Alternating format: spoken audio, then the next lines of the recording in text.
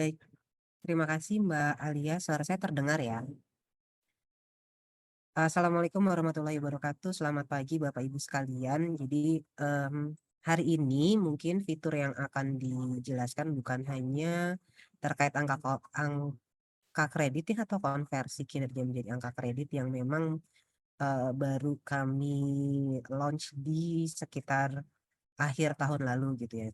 Sebelum memulai paparan, saya ingin mengucapkan selamat tahun baru gitu ya, dengan semangat yang baru, dan juga permohonan maaf kalau 2 minggu terakhir ya aplikasi e-kinerja kita agak lebih lambat gitu ya, dan kami di sini juga sedang berusaha terus mencari cara supaya aksesnya kembali seperti awal gitu ya, karena ternyata hitnya ini agak lebih tinggi beberapa kali lipat dibandingkan tahun lalu.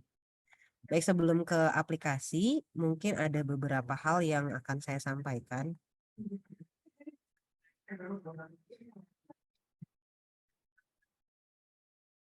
Baik, Bapak Ibu, per tahun ini, sebelumnya tahun lalu ya, di tahun lalu itu kami mulai mengunci pengisian target rencana aksi dan penilaian oleh pimpinan.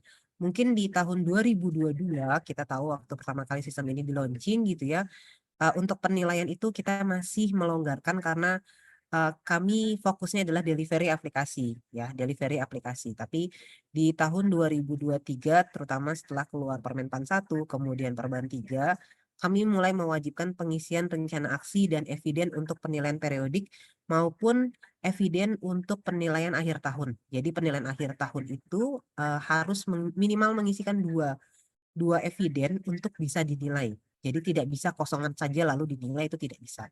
Awalnya kami ingin mengunci, mungkin ke depannya akan kami kunci untuk akhir tahun all evidennya harus diisi ya.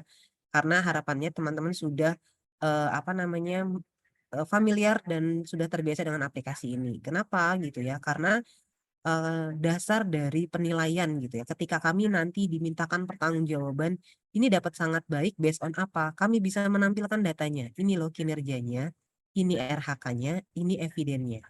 Ya, karena data penilaian kinerja sekarang itu bukan hanya nanti untuk kenaikan pangkat Bapak Ibu ya.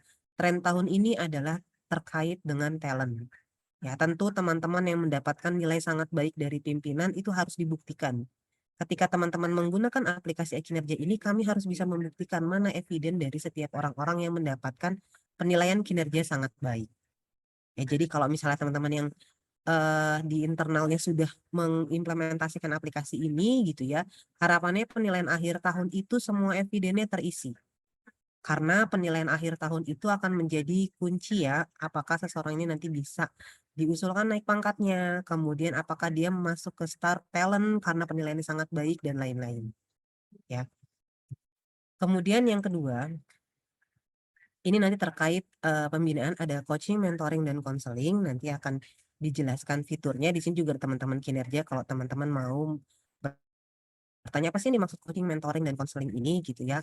Di fitur pembinaan kinerja gitu ya. Jadi nanti di sini fitur ini juga kami integrasikan dengan WhatsApp ya. Jadi nanti pejabat penilai kinerja akan mendapatkan notifikasi gitu. Jadi salah satu fitur yang sudah kami integrasikan dengan WhatsApp adalah terkait pembinaan, karena eh, mungkin tidak terlalu banyak yang melakukan pembinaan kinerja. Jadi kita masih menempelkan fitur ini di beberapa elemen fitur yang kita belum terlalu banyak gitu ya. Jadi nanti pejabat kinerja maupun ASN yang mengajukan coaching, mentoring, dan konseling itu akan mendapatkan notifikasinya.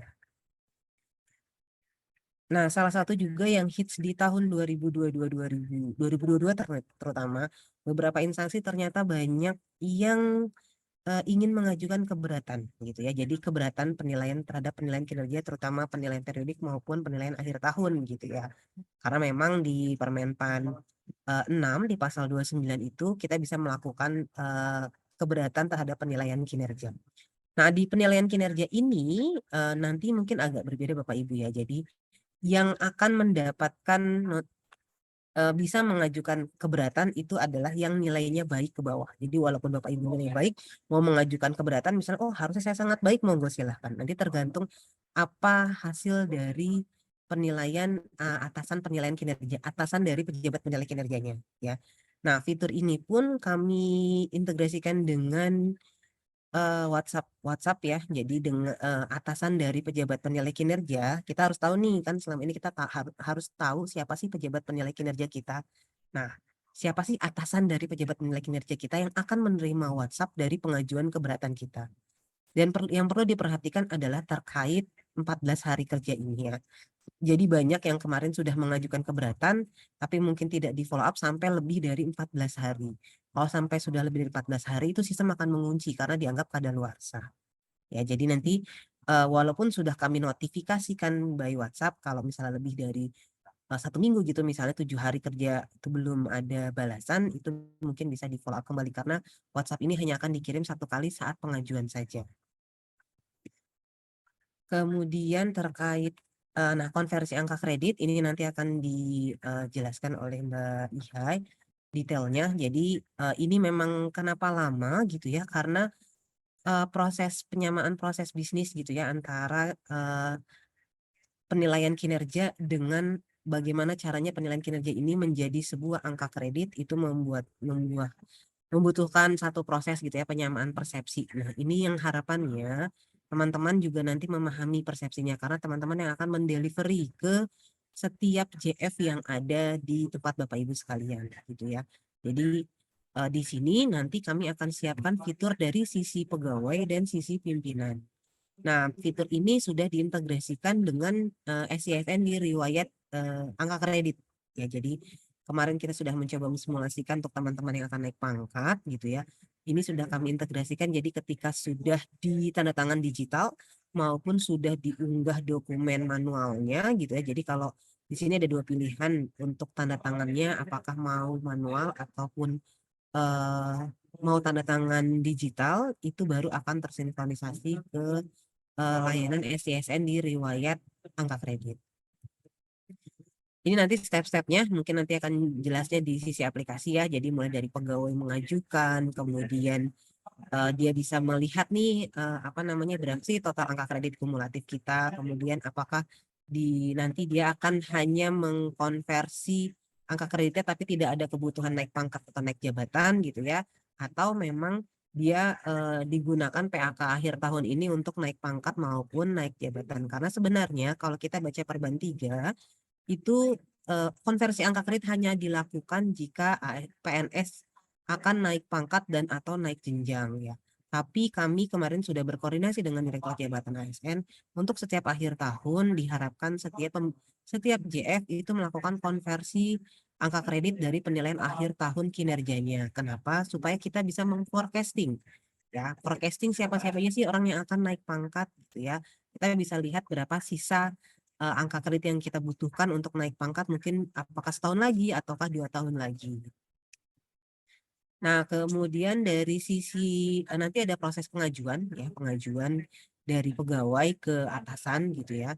Nanti dari sisi atasan dia akan bisa menyetujui atau menolak. Kalau disetujui nanti penetapannya bisa baik tanda tangan basah maupun tanda tangan elektronik. Tanda tangan elektronik ini sama dengan yang biasa Bapak Ibu gunakan melalui BCRI ya.